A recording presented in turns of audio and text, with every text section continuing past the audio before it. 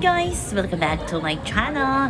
So ito na nga guys, kagabi kakatapos lang eviction night at yung na-ibigay si Clifford at si Fred. At grabe naman itong si Ray Victoria, napaka-supportive talaga kay Ashley. Lover boy na lover boy ang peg ng batang ito, di ba?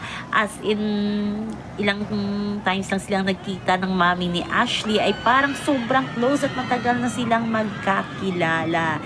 Yes, tanggap na tanggap ng pamilya Sarmiento si Rave para sa anak nilang si Ashley. Siguradong magugulat si Ashley paglabas na super close na ang mami niya at si Rave. O diba?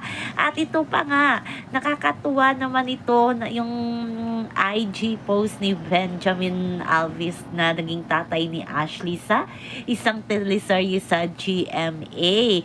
Pumasok ng bahay ni Kuya X. Yun, tapos yung pumapag-ibig sa bahay ni Kuya, check. BBS pag-ibig daw, sabi ni Benjamin Alvis. O diba, grabe, ang cute lang, nakasupport ang mga nagmamahal kay Ashley sa kanyang love life sa loob ng bahay ni Kuya.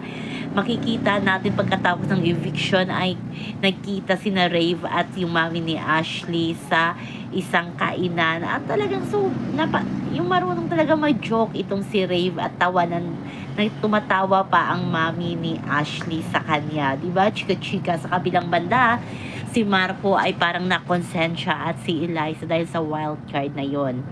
Kasi nga, yung pinaka-close ni Marco na si Clifford ang naibig. Parang, di ba, ang bigat din ng isang wild card, di ba? Yung parang sisi na sa kanila, pa sila pinampasok, ganito, ganyan.